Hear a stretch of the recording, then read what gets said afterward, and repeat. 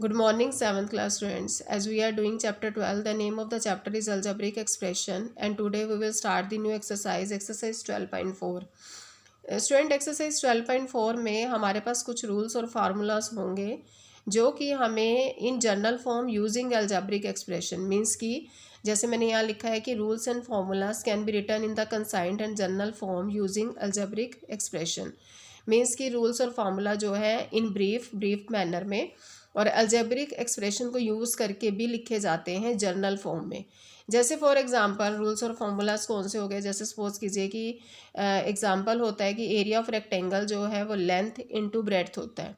तो लेंथ को मैंने इन शॉर्ट लिख दिया एल और ब्रेड्थ को इन शॉर्ट लिख दिया बी। तो L into B means L B. तो एल बी क्या बन गया, एक अलजेब्रिक एक्सप्रेशन बन गया। मीन्स तो उनके कहने का ये मतलब क्लियर हो गया कि कोई भी रूल्स या कोई भी फॉर्मूला होता है मैं उसको अलजेब्रिक एक्सप्रेशन की फॉर्म में लिख सकती हूँ।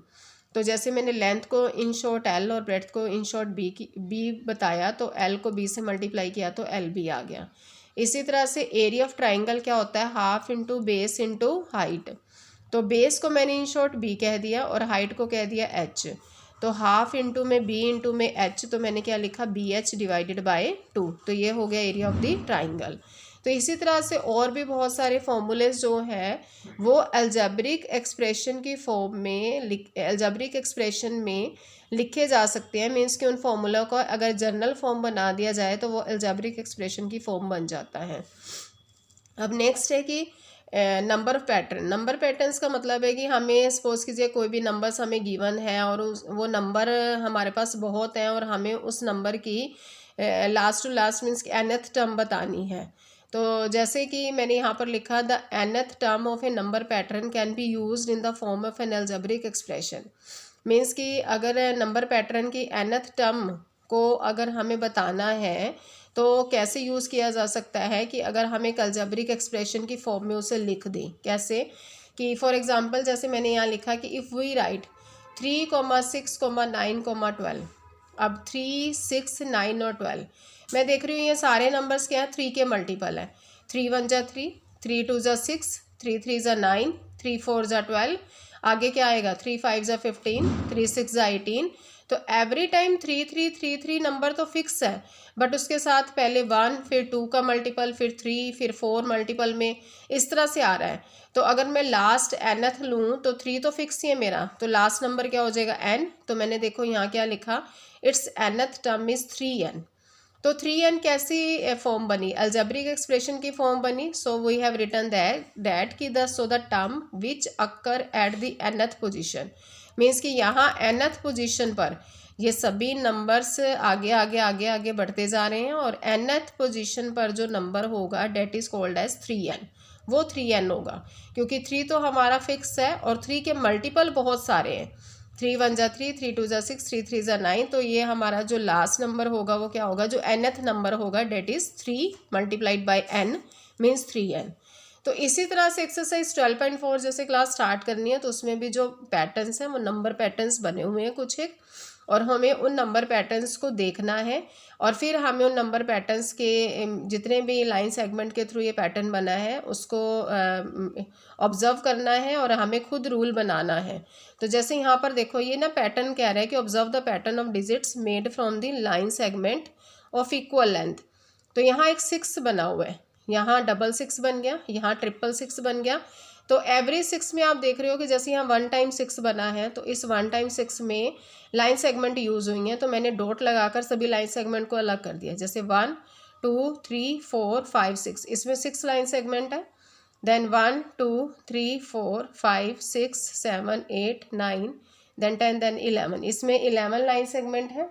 देन उसके बाद 1 2 3 4 5 6 7 8 9 10 11 12 13 14 15 16। तो 16 मतलब कि आप काउंट करोगे तो फर्स्ट में लाइन सेगमेंट 6, देन सेकंड में 11, देन थर्ड में कितनी होगी 16 अप टू सो ऑन। तो अब ये पैटर्न तो उन्होंने नंबर पैटर्न तो हमें दे दिया बना के कि आगे और 6 6 6 6 लिखते जाएंगे तो 21 लाइन सेगमेंट आप यूज़ करेंगे। बट इस नंबर पैटर्न का एक फ़िक्स रूल बनाना है हमें कि फ़िक्स रूल क्या होगा कि हम इसको यूज़ कर सकें। तो ये देखिए 6 किससे मिलकर बना, 5 + 1 अगर 11 बनाना है तो 5 के साथ मल्टीप्लाई में 2 लिख दूँ, +1 एज इट इज़। 16 बनाना है तो उसी 5 के साथ मल्टीप्लाई में 3 लिख दिया, देन +1, देन सम किया तो कितना आया 16। 21 बनाना है तो 5 को 4 से मल्टीप्लाई करके +1 किया तो कितना आ गया 21। तो आप देख रहे हो 5 भी फिक्स्ड है, 1 भी फिक्स्ड है। 5 के साथ का जो मल्टीपल नंबर है ना वो चेंज हो रहा है, पहले 1 था, फिर 2 आया, फिर 3 आया, फिर 4 आया, तो लास्ट जो होगा वो nth उन्होंने बोला है ना, रूल में nth टर्म तक ही हमें फाइंड आउट करना होता है, तो वो क्या हो गया n नंबर। तो 5n+1, so required nth term is 5n+1, means कि इस पूरे जो हमें दी हैं टर्म्स उसका जो रूल बन गया that is called as the 5n+1, कि हम नंबर पैटर्न्स को in the form of algebraic expression, अगर हमें लाइन सेगमेंट से जो भी हमने शेप बनाई है उसका जो रूल बना है डेट इज़ 5n+1। इसी तरह से नेक्स्ट है, अब इसी क्वेश्चन के अंदर हमें ये कहा गया था बुक में कि आपने जब रूल बना लिया तो आप n की वैल्यू 5, n की वैल्यू 10 और n की वैल्यू 100 उस रूल में पुट करो। तो हमने n की वैल्यू 5 पुट की, 5n+1 में, तो n की जगह 5, then 5 × 5+1 you will get 26। n की वैल्यू 10 इसमें पुट करोगे तो n की वैल्यू 10, देन 5 × 10+1, 5 10 जा 50 +1 51, देन n की वैल्यू 100 पुट करोगे, 5 × 100+1, then 5 × 100+1 that is 500+1 that is 501। तो ये आपने नंबर पैटर्न के रूल को ऑब्जर्व किया और उसके बाद उसमें वैल्यूज़ पुट की। अब जैसे बी पार्ट है इसका, इसी एक्सरसाइज 12.4 के क्वेश्चन नंबर 1 का बी पार्ट, उसमें 4 लाइन सेगमेंट, मतलब 4 बनाया गया with the help of the line segment, और ये पहले सिंगल 4, फिर डबल 4, फिर ट्रिपल 4, आगे 4 × 4। तो ये कितनी लाइन सेगमेंट से मिलकर बना हमें पता ही चल रहा है 1 2 3 एंड 4। तो यहाँ पर चाहे बेशक डॉट डॉट लगाकर लाइन सेगमेंट को बिल्कुल अलग कर लीजिए, तो यहाँ से पता चल जाएगा ये 4 लाइन सेगमेंट से मिलकर बना है। तो इसको काउंट करेंगे, लाइन सेगमेंट है 7, इन सभी लाइन सेगमेंट को काउंट करेंगे तो 10 और अप टू सॉन 13 आगे जो भी। तो यहाँ पर भी अभी रूल बनाना है। अब 4 कैसे बना, डेट इज़ 3 + 1 4। 7 कैसे बना, 3 × 2 + 1 कर दे, 3 2 = 6 + 1 7। 10 कैसे बनाएंगे, 3 × 3 + 1 करेंगे तो 10 बनेगा। 13 कैसे बनेगा, 3 × 4 + 1 करेंगे तो 13 बनेगा। अब यहाँ आप देख रहे हो 3 और 1 फिक्स है, एवरी टाइम 3 के साथ मल्टीपल आ रहा है, पहले आया था 1, फिर 3 के साथ मल्टीपल 2, फिर 3 के साथ मल्टीपल 3 के साथ मल्टीपल 4, तो अप टू सॉन, इसका मतलब 3 के साथ nth टर्म में मल्टीपल क्या आना चाहिए, n+1। तो रूल हमारा जो फिक्स तैयार हुआ वो कौन सा प्रिपेयर हो गया, nth टर्म इज 3n+1। तो इसमें भी अब वही सेम है, पहले n की वैल्यू 5 पुट की, देन n की वैल्यू 100 और n की वैल्यू 10।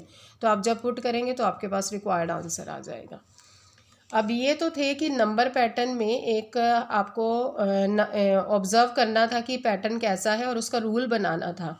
अब जो सेकंड पार्ट है उसमें रूल्स पहले से ही बने हुए आए हैं, बस उसमें वैल्यू पुट करनी है। 1 टाइम n की वैल्यू 5, देन 10, देन 100। तो जैसे 2n-1 है, n की वैल्यू 5 पुट की, तो ये तो ऑलरेडी बुक में ही गिवन है कि n की वैल्यू 5 पुट करने पर 2n-1 की वैल्यू आ रही है 9, n की वैल्यू 10 पुट करने पर 19।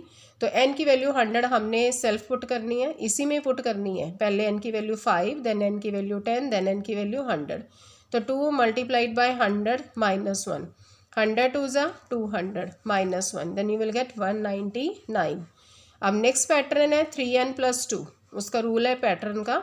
3n+2 मीन्स n की वैल्यू पहले 5 पुट की, देन 3 × 5 + 2, 5 3 ज़ा 15 + 2 17, देन n की वैल्यू 10 पुट की, तो 3 × 10 + 2 डेट इज़ 10 3 ज़ा 30 + 2 32, देन n की वैल्यू 100 पुट की, तो 3 × 100 + 2 डेट इज़ 302।